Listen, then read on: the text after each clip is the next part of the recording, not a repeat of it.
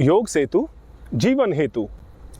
Migraine में लोग बहुत परेशान हो जाते हैं। सर में दर्द, आधे सर में दर्द, सर के पिछले हिस्से में दर्द, मतलब ज़िंदगी का हिस्सा इसे हम मान लेते हैं। इसके होने से क्या होता है कि ना तो आप घर में आराम से रह पाते हैं, ना ऑफिस में आराम से रह पाते हैं, ना कोई एंजॉय कर पाते हैं। कारण ये पता नहीं कि तेज़ आवाज़ से, तेज़ रोशनी से कहाँ पे आपको ये दर्द होना शुरू हो जाएगा। इसे कहते हैं माइग्रेन। इसीलिए हम इस माइग्रेन को कैसे अपनी लाइफ से हटा सकते हैं, उसके लिए हम योगाभ्यास आज करेंगे। आइए शुरू करते हैं माइग्रेन को आपकी लाइफ से हटाने वाले ये 4 आसन। योगाभ्यास किसी भी बीमारी को, लाइफस्टाइल डिसऑर्डर को बहुत सिस्टमैटिक वे में हटा देता है। तो इसका सिस्टमैटिक वे है कि हम सबसे पहले सरल अभ्यास शुरू करते हैं, उसके बाद धीमे धीमे टफ की तरफ बढ़ते हैं। सबसे पहले बैठ जाएंगे ऐसे वज्रासन में, हाथों को लगाएंगे सामने ऐसे, घुटनों से कोहनी लगाकर और ऐसे हाथ को यहां तक लेना, ये इसका मेजरमेंट है। पैरों में 1 से 7 फीट का अंतर। अब आप समझ लें कि करना कैसे होता है। इसे कहते हैं कैट एंड काउ पोज या मार्जरी आसन भी कहते हैं। मार्जरी का मतलब बिल्ली होता है।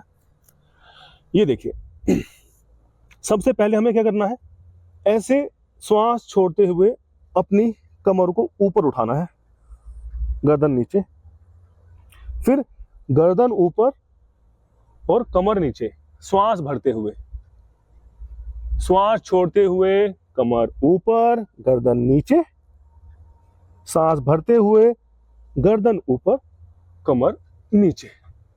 ऐसे हम 10 बार प्रैक्टिस करेंगे, इसका रिपीटिशन करेंगे। ये देखिए, 1 2 3 4 5 6 7 8 9 10। जैसा हमने बताया कि जब हंच करते हैं तो श्वास बाहर, जब आर्च करते हैं तो श्वास अंदर। अब जिसे गर्दन में दर्द है या सर्वाइकल है, उसे अपनी गर्दन को ऐसे ज्यादा नीचे नहीं ले जाना है, बस यहां तक, ऐसे नहीं, यहां तक करें और ऐसे और ऐसे। दोनों ही लोगों को बेनिफिट जो है इक्वली मिलने वाले हैं। अब हम करने वाले हैं माइग्रेन के लिए दूसरा अभ्यास, जिसे कहते हैं शशक आसन। चाइल्ड पोज भी बोलते हैं। पहले अपने घुटनों को थोड़ा सा खोल लेंगे, यानी कंफर्टेबली बैठना है। ये नहीं कि मतलब आपको उसमें परेशानी हो रही है या फिर यहां से एंकल वगैरह मुड़ रहा है, ऐसा नहीं करना। ऐसे बैठेंगे, हाथ उठाएंगे ऊपर और एक्सहेल करते हुए ऐसे धीमे धीमे आगे जाएंगे, सांस छोड़ते हुए ऐसे। फोrehead को जमीन पे लगा देंगे और बिल्कुल धीमे धीमे श्वास को चलने दें। काउंटिंग शुरू करें,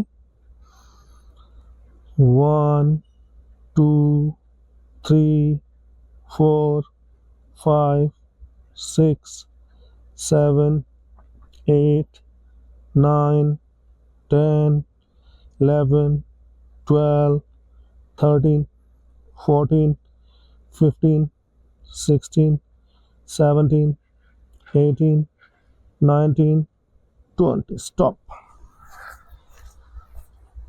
सांस भरते हुए वापस। ये था इसका दूसरा अभ्यास, चाइल्ड पोज। अब हम तीसरे अभ्यास के लिए तैयार हैं। जैसा कि आपको पता है कि आसन का ऑब्जेक्टिव क्या होता है। आसन हमेशा आपकी बॉडी में ब्लड के सर्कुलेशन को बढ़ाते हैं। ब्लड का सर्कुलेशन बढ़ने से आपके ऑर्गन्स की फंक्शनिंग बढ़ती है और वहाँ के जो डिसऑर्डर हैं, जो वीकनेस है, जो नमनेस है वो खत्म होनी शुरू हो जाती है। ये आसन का पूरा ऑब्जेक्टिव है, पूरा मैकेनिज्म है। चलते हैं आगे। सबसे पहले हमें इसे करने के लिए लेट जाना है पीठ के बल, यानी कि सुपाइन पोजीशन में बाईं करवट से लेट जाएंगे ऐसे, फिर यहां से घुटनों को मोड़ लेंगे, यहां रख के से पैरों में 1 से 1.25 फीट का अंतर। हम लोग करने वाले हैं सेतु बंद आसन, यानी कि ब्रिज पोज। कैसे करना है? सबसे पहले अपनी एड़ियों को ऐसे यहां से हाथों से छू लेंगे और श्वास भरना है और नाभि को उठाना है आकाश की तरफ, फिर श्वास छोड़ते वापस रख देना है। पहले मूवमेंट में करेंगे, फिर होल्डिंग में करेंगे। देखिए, स्टार्ट। 1 2 3 4 5 6 7 8 9 10। आपने समझा कि जब श्वास भरी तो ऐसे हमने कमर को ऊपर उठाया, श्वास छोड़ी तो कमर को नीचे रखा। ये मूवमेंट करने से हमारी स्पाइन रेडी हो जाती है आसन को लंबे टाइम तक होल्ड करने के लिए। अब हम इसमें होल्ड करेंगे 20 सेकंड के लिए। ऐसे ही श्वास भरते हुए उठना है, inhale and up, exhale and down, inhale and up, exhale and down. अब हमें इनहेल करके होल्ड करना है। देखिए, start. Inhale and up, 1 2 3 4 5 6 7 8 9 10 11 12 13 14 15 16 17 18 19 20। Stop, release and relax.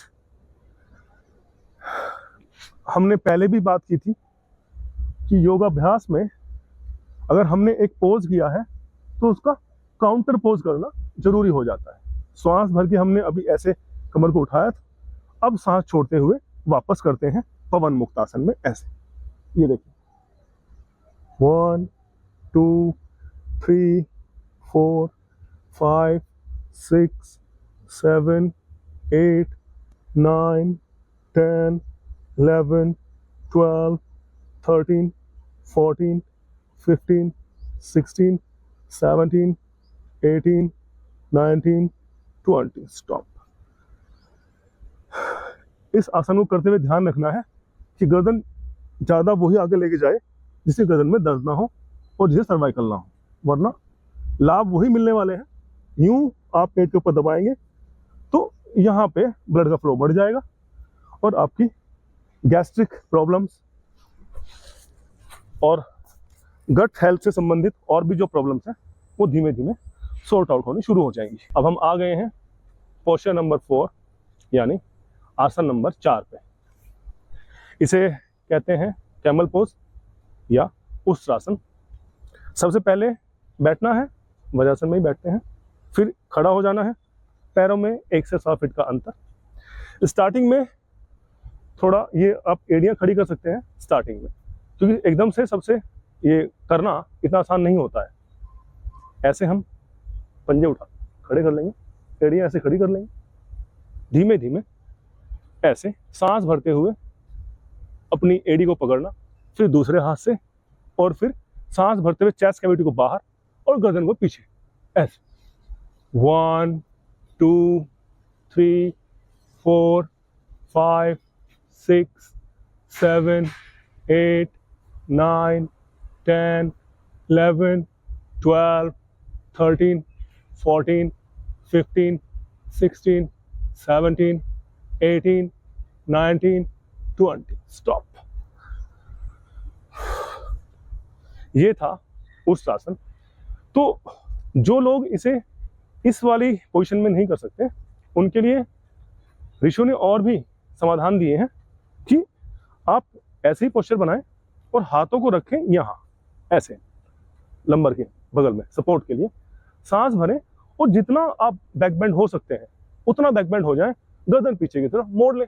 इससे भी आपके जो है ये पेक्टोरियल मसल जो है खिंच जाएंगे, लंग्स जो है पूरे इसमें फैल जाएंगे और आपकी बॉडी में ऑक्सीजन का फ्लो बढ़ जाएगा। ये देखिए ऐसे इनहेल एंड बैक बेंड, ऐसे 1 2 3 4 5 6 7 8 9 10 11 12 13 14 15 16 17 18 19 20 स्टॉप। ये था उष्ट्रासन। तो हमने आज जाने माइग्रेन को दूर करने वाले योगाभ्यास। माइग्रेन तो वैसे वात और कफ के कुपित होने के कारण होता है, और जो लोग दिन में सोते हैं, रात को देर तक जगते हैं, ज़्यादातर कमरों के अंदर रहते हैं, खुली हवा में नहीं आते हैं, गरिष्ठ भोजन करते हैं, स्पाइसी फूड जिसे कहते हैं वो करते हैं, और मेटाबॉलिक रेट उनका स्लो हो जाता है, पूरा बायोलॉजिकल क्लॉक जो जैविक घड़ी है वो पूरी तरह से गड़बड़ा जाती है, तो उन्हें ये डिसऑर्डर होता है। इसे ठीक होने में धीमे धीमे टाइम लगता है, क्योंकि ये चीज़ बहुत दिनों में डेवलप होती है और उतना ही टाइम ये थोड़ा लेती भी है दूर होने में।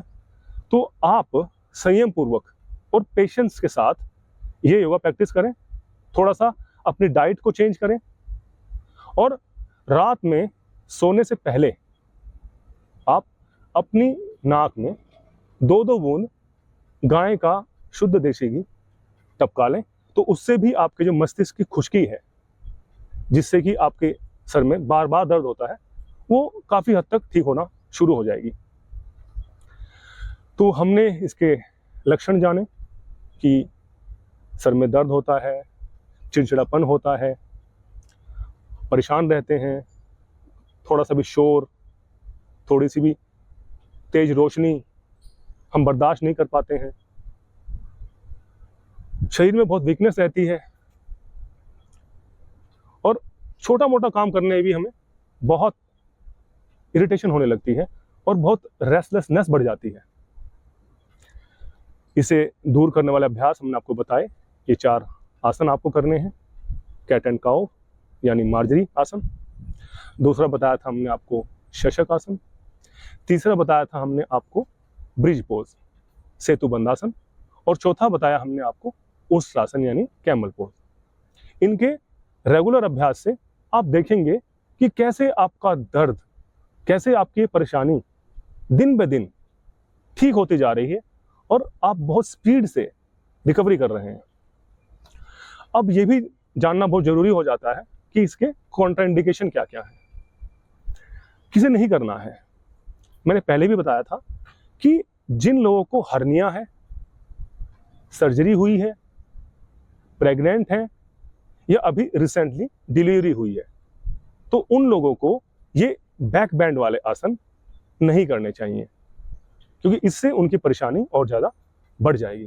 तो मिलते हैं एक नए वीडियो में एक नए आसन के साथ। धन्यवाद।